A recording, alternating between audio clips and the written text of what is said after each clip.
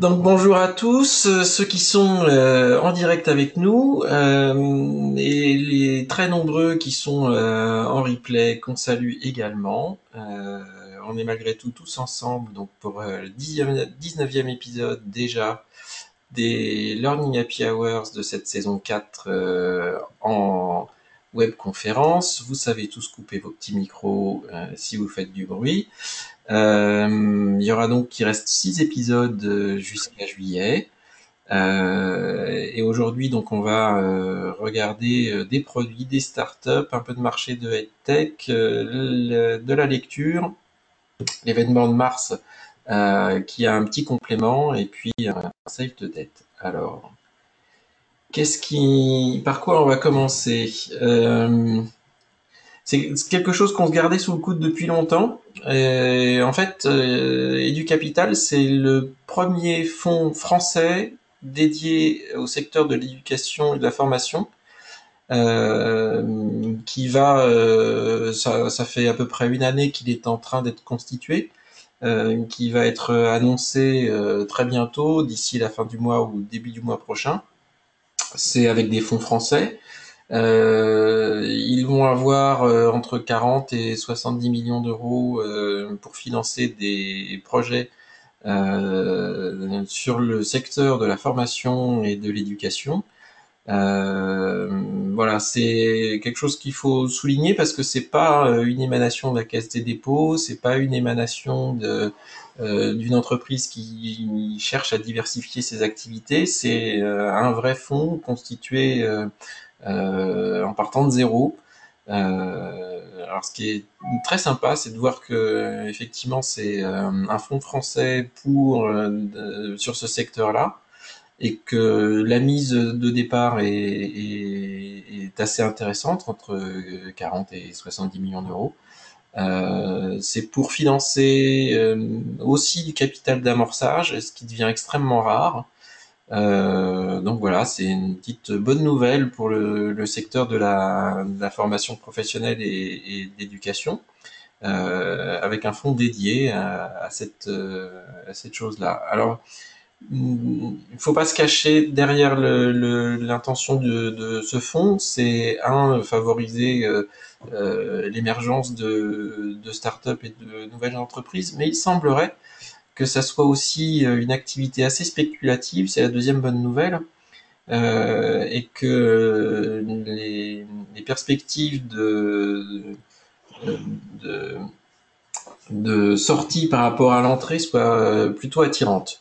Donc voilà, c'est plutôt une bonne nouvelle si à la fois il y a des fonds et si à la fois on pense que c'est un secteur sur lequel il est possible de faire du plus-value en financement. Je ne sais pas si vous en aviez entendu parler. Non. Patrick, Jean-Marc? Non, vous n'aviez pas entendu parler de Non, ce fonds? Non. Bon, voilà. Alors vous en entendrez parler non, bientôt. pas du tout. Euh, Mais ça concerne plutôt les petites entreprises qui se lancent, ou ça oui, peut concerner. oui, ça Oui, concerne plutôt les petites entreprises qui se lancent. Leur vocation, c'est de les prendre à la sortie d'un incubateur euh, d'accord. et de favoriser le démarrage et pas attendre qu'il ait démarrer son marché et cherche à accélérer le développement. Donc c'est vraiment D'accord. plutôt du fonds de démarrage, ce qui est encore plus rare. Mais ce qui est le meilleur positionnement spéculatif si on veut faire un gros gap entre le financement initial et la sortie. Et leur contrepartie, c'est quoi? C'est de prendre une partie du capital de l'entreprise? Bien sûr, toujours D'accord. prendre une partie du capital et de sortir à la levée de fonds suivante. En général, c'est ça, hein. D'accord. Voilà. Alors, cette fois-ci, on va parler à nouveau de mobile. C'est pour ça que j'ai mis encore plus de mobile. Je ne sais pas si vous avez entendu parler Philippe, Ouais? par rapport à l'observatoire de la tech, là, c'est lié les deux trucs? Non, pas du tout. Non, pas du tout. Pas du tout. Ça, il y a l'Observatoire de la tech qui a été monté avec French Web EdFab. EdFab, c'est la partie éducation et formation professionnelle de Cap Digital.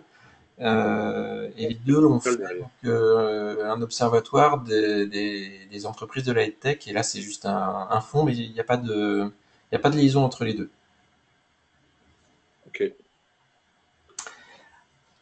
Alors, je vous parle de ce petit truc, QuizUp, non pas pour une utilisation directe, quoique dans le domaine de la formation professionnelle, mais parce que j'ai trouvé cette application pleine d'excellentes idées dans le domaine de l'évaluation et du quiz. Ça se veut le réseau social des quiz. Quand on télécharge l'appli, il n'y a rien d'autre à faire que de se connecter avec son compte Facebook ou son compte Google ou autre, de choisir les thématiques, et il y en a à peu près 80 qui vous intéressent, et le challenge est de répondre à une série de questions sur les thématiques que vous avez sélectionnées, et à chaque fois qu'on fait des challenges, les questions changent par rapport aux thématiques choisies. Et vous êtes en compétition soit avec un adversaire aléatoire, soit avec vos amis qu'ils ont détecté si vous vous êtes identifié avec un identifiant de réseau social, ou soit ceux que vous invitez. On peut constituer des petits groupes. Et je trouve que la gamification et le challenge est extrêmement bien fait, c'est super motivant. Ça incite à recommencer des challenges, à inviter d'autres personnes, à se comparer. C'est visuellement très agréable. Bien évidemment, les quiz sont corrigés, donc on sait quand même, ce n'est pas juste répondre à des questions et avoir plus de points ou plus vite ou plus de parties réussies que d'autres, mais on a des corrections qui sont faites sur chacune des questions. La base de questions est pas idiote, elle est bien évidemment grand public pour l'instant, mais voilà, le dernier petit point que je voulais signaler sur cette application, c'est que par rapport à ce qui est un petit boulet pour la formation à distance, qui sont l'évaluation, avec des quiz plus ou moins réussis, etc. Ici, c'est exactement le module qu'on voudrait avoir dans un LMS. Parce que à la fois ça sert à s'évaluer personnellement quand on passe le quiz, mais la notion de réseau, d'équipe ou de groupe d'amis, enfin tout est très facilement transposable dans le monde de la formation professionnelle à distance. Si on avait ça comme module d'évaluation ou de quiz sur une plateforme, alors là tout le monde se précipiterait pour faire les quiz, tellement c'est sympa et agréable de faire de répondre à ces questions. Voilà, donc je vous invite à aller jeter un petit coup d'œil, télécharger l'appli. Si vous devez avoir des idées ou fournir euh, des intentions à vos fournisseurs de LMS préférés, demandez-leur de s'inspirer de QuizUp. Il y a des trucs très sympas dans cette appli. C'est pas nouveau, Comap, c'est un truc américain, non? C'est Ouais, ça vient de démarrer sur le marché français avec des quiz en français. C'est pour ça qu'on le sort maintenant, parce que sinon, ah, ok. tester des trucs en américain, il y a un petit a priori en général. Mhm.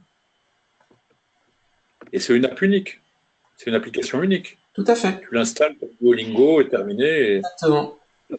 Ouais, c'est Ouais, très sympa. Moi, j'ai déjà utilisé, d'ailleurs, avec ma fille aux États-Unis. On s'est fait des petits quiz, c'était très sympa. Et Mais quoi, par contre, ça vaut combien là, pour mettre un quiz dessus? Tu as une idée?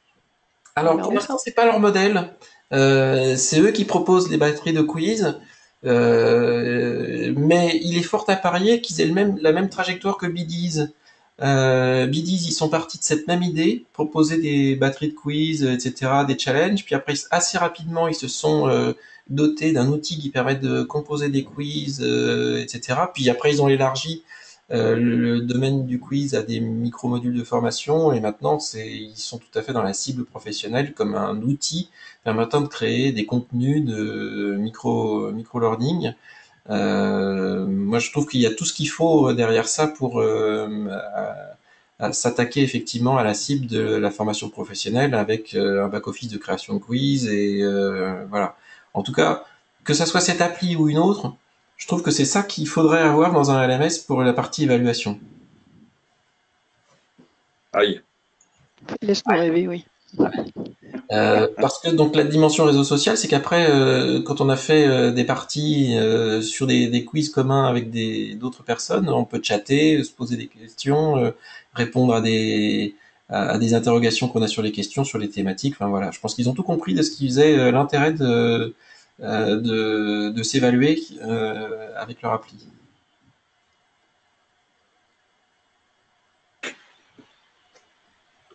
Merci. Encore plus de quiz. Est-ce que vous connaissez StudyQuiz? Non. Non. Alors je vous invite à aller le regarder aussi, parce que la logique, elle est un petit peu différente. Elle est vraiment très édue, là. Autant l'autre est grand public. Ici, c'est édu et c'est plutôt pour le scolaire. Si vous regardez la batterie de quiz, donc c'est de la préparation, il y a les mathématiques, l'anglais, etc. Il y a un petit peu sur les langues, un peu sur le TOEIC, etc. Mais encore une fois, je trouve que l'application est pas mal faite et la thématique d'apprendre en commençant par se tester sur un sujet est super intéressante. Donc moi, on a choisi de regrouper ces deux applications ensemble dans ce Learning Happy Hours parce que je pense qu'il y a vraiment un sujet pour l'orientation de la formation à distance et via le mobile, c'est de commencer par l'évaluation plutôt que de finir par l'évaluation. Il n'y a que... Ah, Comment? nous avions un pionnier chez Novartis en 2007 Exactement. qui avait inversé complètement ses programmes de formation en disant on va les former sur ce qu'ils ne savent pas, tiens. Exactement. Et en premier, il faut donc se familiariser avec le sujet et trouver une connivence avec le sujet par ses forces et ses faiblesses sur le sujet, et on peut le savoir qu'en s'évaluant, avant d'avoir la possibilité de donner un parcours précis et individuel sur le contenu. Voilà, je pense que c'est un pas de plus vers l'adaptive. Hein, on avait évoqué ce sujet-là, mais je pense qu'il faut en premier lieu collecter de la donnée sur l'individu, sur son niveau et sur ses envies de découverte pour pouvoir faire de l'adaptive, et commencer par des quiz, c'est à mon avis une bonne idée. Donc là, il y a deux exemples de petites applis qui sont pas mal foutues du tout. Et si on devait faire, alors je sais pas comment on va appeler ça, ça sera pas la pédagogie inversée, mais l'évaluation inversée. Euh, il y a rien qu'à essayer ces applications-là, on se rend compte que c'est pas une mauvaise voie à suivre.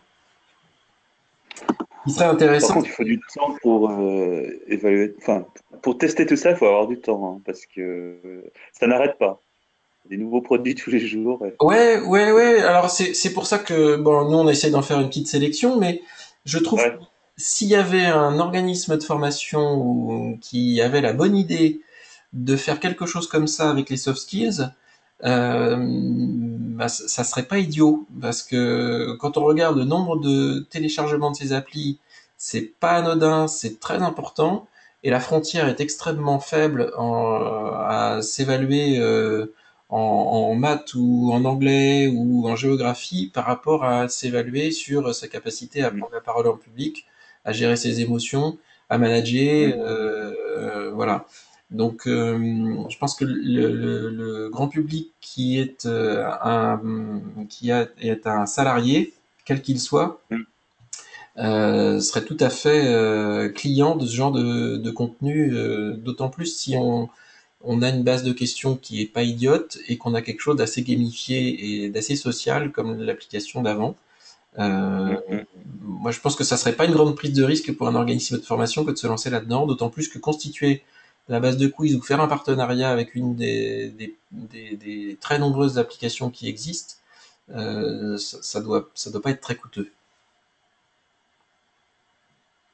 Oui, mais tu vas cannibaliser nos stages culture générale, mon gars. Ouais, est-ce qu'il faut pas être son propre concurrent, hein, pour éviter que ça soit quelqu'un d'autre? Voilà. Non, je pense ça parce que je suis passé l'autre jour devant une salle où il y avait justement un cours animé par, tu sais, cet intervenant en français là, que vous aviez mis dans Pocket Campus, là. truculente. Bernard Fripia. Voilà, tout à fait. Je le voyais animer cette formation et je voyais également le public qui était dedans. Je dis oui, il y a quand même un sacré marché pour rattraper effectivement les candidats qui rentrent de l'éducation nationale et qui n'ont pas encore un niveau de français ou d'expression orale suffisant par rapport aux standards de l'entreprise. Tout à fait. Donc oui, ces quiz de culture générale, d'orthographe, etc., je pense qu'ils sont appelés à un grand avenir. Ah oui, alors pour rebondir sur la petite conversation qu'on avait off au démarrage avec les avatars, la réalité augmentée, le- la synthèse vocale maintenant qui est capable d'imiter des intonations et un timbre de voix d'une personne connue. Couplez ça avec le projet Voltaire qui, je vous invite à aller voir, est quand même une mécanique d'apprentissage qui est super maligne. On pourrait avoir des choses assez sympas. Euh, et alors, je fais une petite transition avec la suite pour rester dans la même thématique. Euh, Est-ce que vous avez entendu parler de Piplet? Oh, il y a longtemps. Ouais, ouais. C'est une startup dont on avait parlé il y a 1 an et demi à peu près. Qui vient de concrétiser tous ses efforts de R&D dans un produit que je trouve très intéressant. Piplet initialement c'était des tests d'anglais, donc avec la capacité à poser des questions sous des formes variées en anglais et avec des réponses analysées par des profs d'anglais, des consultants qui renvoyaient en entreprise, c'était pour de l'intra et du sur-mesure, qui renvoyaient une note sur le niveau d'anglais de candidat à l'embauche. Mais la façon de passer les tests était assez originale. Là, ils viennent de faire donc un chatbot qui est branché sur Facebook et, euh, et vous pouvez tester avec le lien que je vous ai donné, le raccourci Google. En fait, vous démarrez une conversation avec un chatbot, un robot textuel, qui va évaluer votre niveau d'anglais. Et là où ils ont augmenté leur R&D, c'est que le niveau d'anglais est analysé ce coup-ci de manière automatique et pas au travers d'experts. Et c'est testable par le grand public. Donc je vous invite à faire l'expérience si vous avez un compte Facebook et d'aller sur Messenger parce que vous allez entamer une conversation au début un tout petit peu écrite en répondant oui, non, merci, ce genre de choses. Puis après, ça va vous demander de lire un texte qui est à l'écran. Et donc là, vous utilisez la possibilité d'envoyer des messages sonores. Donc vous lisez le texte qui vous est proposé à l'écran et ça analyse votre prononciation, votre niveau d'anglais en comparaison de votre prononciation par rapport au texte. Puis après, ça va vous commencer à vous poser des questions sur qu'est-ce que vous avez compris de ce texte-là, etc. Pour analyser non plus comment vous parlez anglais, mais comment vous comprenez l'anglais. C'est hyper bien foutu. Moi, j'ai testé plusieurs fois. Ça a tout de suite identifié mon niveau d'anglais assez faible. D'ailleurs, c'est pas La compliqué. conversation a été différente à chaque fois suivant le rôle que j'ai voulu prendre, de faire volontairement ou pas des fautes de compréhension dans l'anglais. Je trouvais ça hyper bluffant. Donc ça, c'est quelque chose qui, voilà, dans le domaine ça reste encore de l'évaluation, hein, donc c'est la thématique de ce Learning Happy Hours pour la première partie. Je trouve qu'il y a des choses vraiment incroyables qui nous attendent avec de la gamification, avec ces choses-là, avec les chatbots, avec l'intelligence artificielle, avec la reconnaissance vocale. Enfin bon, voilà, je vous invite à aller faire le test, vous allez voir, c'est bluffant. Et donc c'est première apparition grand public des développements de Piplet. Incroyable. Ouais, incroyable. On vit un monde formidable.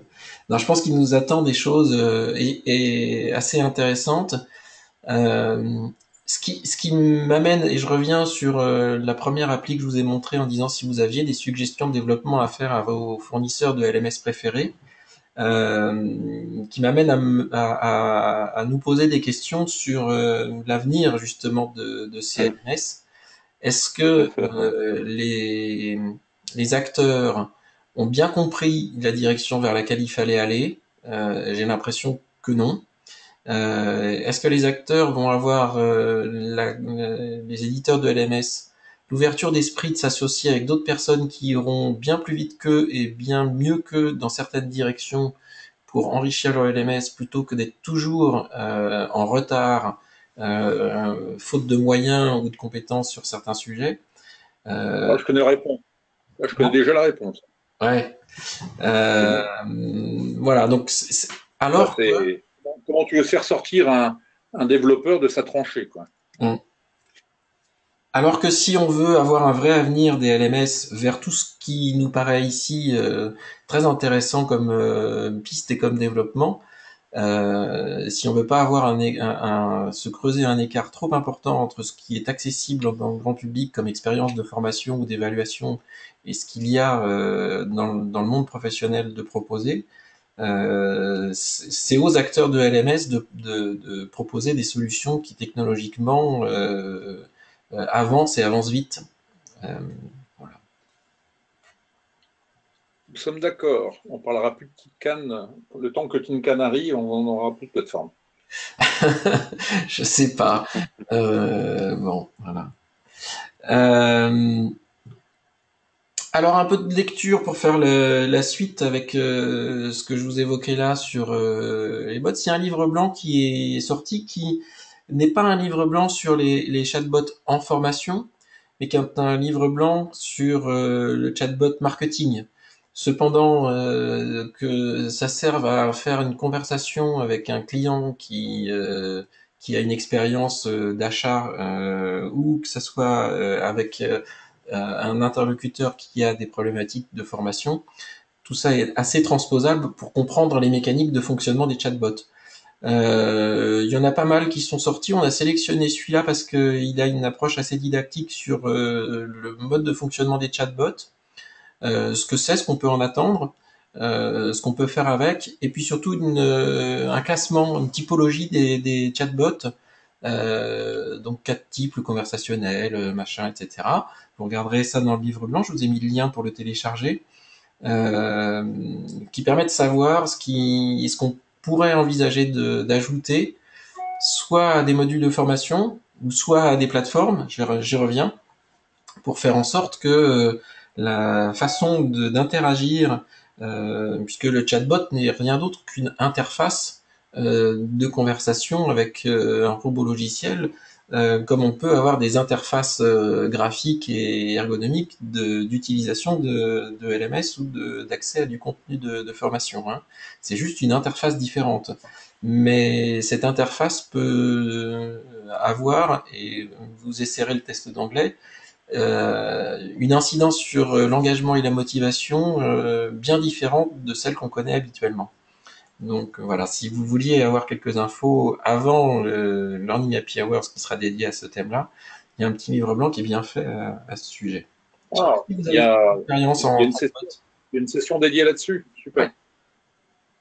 Qu'est-ce que ça veut dire bot dans chatbot? Robot, c'est le bot de Ah, robot. ah oui, robot, ouais, ok. Voilà. Voilà. Un pied beau, c'est un pied robotisé. Ouais. Vous avez fait des expériences déjà ou pas vous envisagez de faire ça euh, dans les modules de formation, dans les parcours ou pas? Pas vraiment, j'ai jamais pensé à ça pour D'accord. l'instant. Moi, je suis en train d'y penser très sérieusement sur des systèmes d'aide au poste de travail. Ouais. Hein. Bon, le seul truc qui me gêne, c'est qu'il faut encore écrire. Ah, Tu ouais. vois, et quand tu as des mains dans l'huile, toi, sur un tour, ou même que tu es dans un environnement où tu n'es pas forcément familier de l'écriture, toi, je pense à l'industrie. Hein. Mhm. Euh, voilà, donc Voilà. effectivement, on a de plus en plus de gens qui viennent nous voir avec des demandes d'aide, enfin de questions-réponses ou de tutorat quasiment au poste de travail, quoi. Voilà. Bah, tu essayeras Comment Piplet on et fait tu ça? verras que tu Comment on fait peux ça? oublier d'écrire. Voilà. Donc ce serait intéressant de voir si un chatbot ne serait pas efficace à cet endroit-là, comme Ouais, il peut l'être quand tu es en train de préparer un contrat d'assurance ou autre chose. tout à fait. Alors, un des grands avantages encore du chatbot textuel par rapport au chatbot précédent que je vous ai évoqué sur lequel on peut commencer non pas à dialoguer mais à s'exprimer par oral plutôt que par écrit, Le dialogue, ça sera pour bientôt, hein, je pense. Oui. Là, Voilà.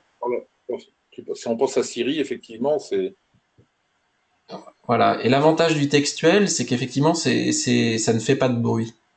Donc, on peut le faire le textuel dans un environnement très sonore. On peut le faire sans déranger tout le monde. Ça ne fait pas de bruit, le textuel.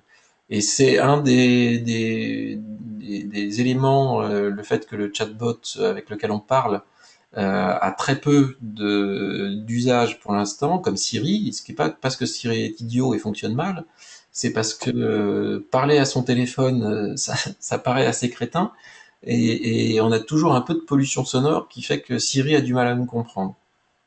Mais dès qu'on va avoir réglé ces problèmes-là, comme quand on a commencé à avoir les kits piétons dans la rue, on trouvait ridicule les gens qui parlaient tout seuls dans la rue alors qu'on ne voyait pas l'interlocuteur auquel ils parlaient, très rapidement, je pense qu'on n'aura plus l'air ridicule de parler à son téléphone.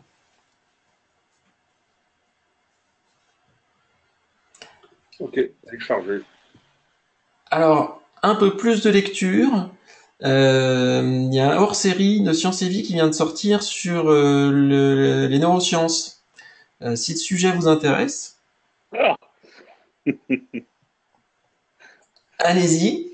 Donc, je vous ai sorti juste le thème qui risque de vous intéresser dans ce hors-série. Il y en a un autre qui dit pourquoi est-ce que nos enfants ne sont pas si bêtes que ça. Enfin voilà.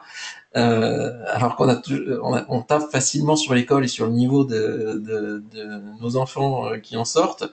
Là, vous verrez que non. Mais ça, c'est pour le côté parent. Et pour le côté professionnel de l'information, comment notre cerveau apprend, c'est un sujet qui est bien traité dans ce hors-série. Donc, allez-y, parce que je pense que ça va pas rester longtemps. C'est un sujet qui plaît. Ça serait dommage de passer à côté de ce magazine et ce hors-série, parce que c'est bien foutu. Pour ceux qui ont l'habitude de lire Science et Vie, en plus, c'est très bien expliqué. Voilà, je pense que si on avait eu ce hors-série avant d'écrire le bouquin Neurolearning, on n'aurait pas tout de la même façon, mais c'est très bien. Ça, l'édition numéro 2 n'en sera que meilleure. Voilà. Philippe, Ouais. comment tu expliques cette profusion de livres blancs, bouquins et articles sur les neurosciences? Enfin, j'ai l'impression, ou alors peut-être mon regard est biaisé, mais que ça, depuis 1 ou 2 ans, ça a explosé et je n'arrive pas à comprendre pour quelle raison. Alors pour deux raisons. La première, c'est qu'on est tous confrontés à des limites. Limites de temps, limites de disponibilité, limites d'assimilation, de mémorisation. Voilà, on a mesuré et on touche tous les jours nos limites en tant qu'être humain à gérer tout ce qui nous est, toutes nos sollicitations et donc on a le fol espoir de pouvoir débloquer des facultés qu'on posséderait mais qu'on ne saurait pas exploiter. Et ça, c'est un mythe. On peut pas faire plus que ce qu'on fait. Voilà. Mhm. Euh, Mhm. y a pas de, on peut pas devenir un surhomme en connaissant des formules magiques ou des recettes qui nous permettraient d'avoir des super pouvoirs. Le deuxième engouement sur ça, c'est de l'autre côté les gens qui attendent d'avoir une meilleure interaction ou pénétration auprès des individus, que ça soit les marketeurs, les publicitaires, les gens de la formation, voudraient mettre des ingrédients dans leurs produits qui seraient plus en phase avec le fonctionnement des humains qu'ils ont en face d'eux pour faire en sorte d'avoir une meilleure performance. Donc il y a cette recherche de la performance des deux côtés, à la fois Mhm. celui qui est la personne sollicitée et de l'autre le solliciteur qui aimerait tous comprendre et éventuellement découvrir des moyens inconnus qui permettraient d'avoir une meilleure performance. Malheureusement, même réponse d'un autre côté, de chaque côté, c'est que non, il n'y a pas de moyen de débloquer des performances qui seraient disponibles et qu'on pourrait solliciter sans effort supplémentaire. Voilà, donc je pense que c'est en partie pour ça qu'on est très intéressé par les neurosciences. Hmm. Je suis mort de rire. Pourquoi? J'attendais à ce que tu le dises en disant peut-on apprendre sans effort? Mais non, non, non. Si on veut que les gens retiennent quelque chose, il faut leur en donner moins, parce que comme ça on sera sûr qu'ils retiennent. Donc, parce qu'on ne va pas pouvoir leur demander plus de temps. Donc il faut juste être, si on veut avoir un meilleur ratio entre l'information donnée et celle qui est mémorisée. Aujourd'hui, on doit avoir un ratio, je sais pas, mais prenons un truc de 1 à 10. On dit 10 trucs et il en reste un. Si on veut un meilleur ratio, il faut juste dire moins de choses. C'est contraire à ce qu'on attend, mais c'est ça la réalité.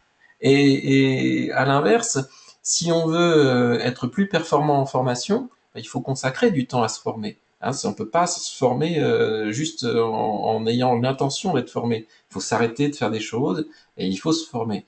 Donc les neurosciences expliquent juste que c'est des mécanismes qui sont parfaitement humains et une fois qu'on a compris les mécanismes humains de l'attention, de la mémorisation, de l'engagement, etc., on se dit, OK, donc maintenant il faut que je fasse avec ça. C'est comme ça que ça fonctionne, donc il faut que je fasse avec ça.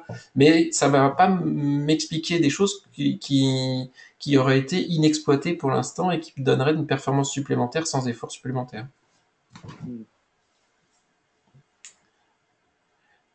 Voilà. Et alors, un peu de lecture à venir. Si vous n'avez pas pu ou pas Ah, pu assister au MOOC et Mobile Learning Meeting du 30 mars, on est en train de finir les livres blancs qui sont issus des échanges avec tous les intervenants et tous les participants, et Dieu sait que ça a été riche. Le premier sur le MOOC, c'est un livre blanc qui va faire, et ce coup-ci, on n'a pas fait une mise en page très sophistiquée, donc c'est du texte, beaucoup de texte, des illustrations, des sketch notes, des graphiques, etc. Ça fait plus de 30 pages. Et l'autre sur Mobile Learning qui fera une quarantaine de pages. Donc ça va sortir très rapidement. On est en train de relire tout ça. Et bien évidemment, ça sera disponible en téléchargement sur le site MOOC et Mobile Learning Meeting. génial. Voilà. Histoire de ne pas faire trop de frustrés, puisque c'était la promesse. On voulait faire un événement sur lequel il y aurait un livrable, un vrai livrable, et qui soit pas juste une copie des slides préparés avant l'événement, et qu'on perde toutes les interactions qu'il y a eu pendant l'événement. Donc là, on les a captées sous forme écrite et sous forme graphique, et puis on a fait une compilation de tout ça. Bon voilà, donc ça va C'est une sortir. super idée, je trouve. Comment? C'est une super idée de faire ça, je trouve. De capitaliser comme ça sur un événement. Bah oui, on s'était dit que c'était frustrant pour tout le monde parce que une captation vidéo, c'est voilà. Enfin, sur un épisode de 30 minutes au Learning Happy Hour, ça va très bien, mais une journée complète, c'est juste impossible. Et c'était frustrant pour tout le monde d'avoir que les slides et pas les questions-réponses, quoi. Donc voilà, on a fait une expérience et ça marche plutôt bien. Je trouve qu'on est assez satisfait du résultat. Enfin, vous nous direz après. Et ça sort quand, alors, la semaine prochaine? Oh oui, courant la semaine prochaine, là, les deux sont bouclés et juste on les fait relire aux intervenants pour faire en sorte qu'on n'ait pas déformé leurs propos. D'accord. Voilà. Mhm.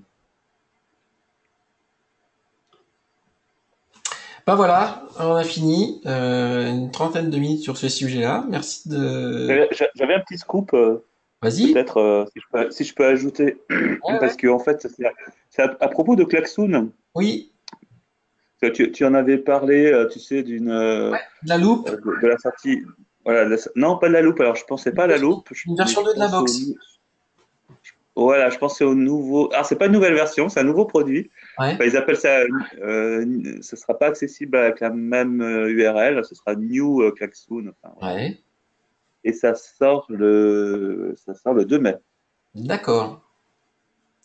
Voilà, donc j'ai pu voir un peu en avant-première. Ça va être en fait, ça se positionne au-delà d'un outil de digital learning, plus comme une plateforme d'échange collaboratif. Enfin, ce que j'ai pu en voir, quoi, avec des réseaux, des productions de contenu, et puis seulement comme un outil d'interactivité pendant le présentiel, quoi. Donc c'est une ambition beaucoup plus grande. D'accord. Bon, bah alors on est impatient de pouvoir utiliser Enfin, ce truc-là. suivez Emeraude, quoi. Ouais. Pardon? J'ai pas Je compris. dis, ils suivent la voie qui a été tracée par Emeraude. Oui, Je sais pas. Oui. oui, C'est oui. déjà ça. Ouais. qui est un très bon outil aussi.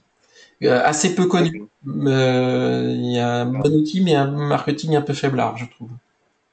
Emerald. Ouais, MROD, Ça s'écrit. MROD. MROD.